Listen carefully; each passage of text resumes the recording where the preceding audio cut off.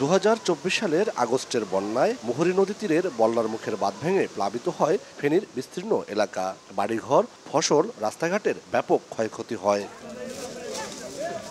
বন্যায় পশুরামের ক্ষতিগ্রস্ত এলাকা সোমবার পরিদর্শনে যান জামায়াতে ইসলামের আমির ডাক্তার শফিকুর রহমান। এ সময় তিনি মুহুরী নদী তীরে স্থায়ী বাঁধ নির্মাণের দাবি জানান। নদীটির বাঁধ কেটে দেয়ায় ভারতের সমালোচনা করেন তিনি। এটা দুই দেশের সীমান্তে পড়েছে এবং ভাঙ্গা অংশটা নোম্যান্স ল্যান্ড পড়েছে ভারতের অংশে। তাদের এই ভাঙ্গার কারণে আমার দেশ তো সাফার করছে। সেই হিসাবে তাদের সাথে এই ব্যাপারে আমাদেরকে অবশ্যই একটা সমাধানে পৌঁছতে হবে। সরকার শান্তিপূর্ণ সমাধানের পথে হাঁটুক এবং এটার একটা স্থায়ী সমাধান হোক। বিকেলে শহরের একটি মিলনায়তনে 24-এর গণ অভ্যুত্থানে শহীদ ও আহতদের পরিবারের সঙ্গে শুভেচ্ছা বিনিময় করেন জামায়াত আমির। বলেন, চাঁদাবাজি সহ অপকর্ম অব্যাহত রাখলে এটা হবে 24-এর শহীদদের প্রতি বিশ্বাসঘাতকতা।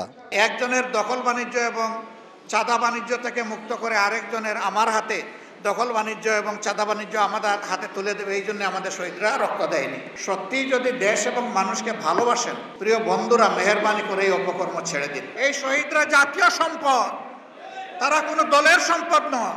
জুলাই বিপ্লবে ফেনীর 13টি শহীদ পরিবার ও আহত 347 জনের পরিবারকে সহায়তার 18,65,000 টাকা তুলে দেন জামায়াত আমির। এছাড়া ফুলগাজীতে শহীদ ইশতিয়াক শ্রাবণের কবর জিয়ারত করেন তিনি।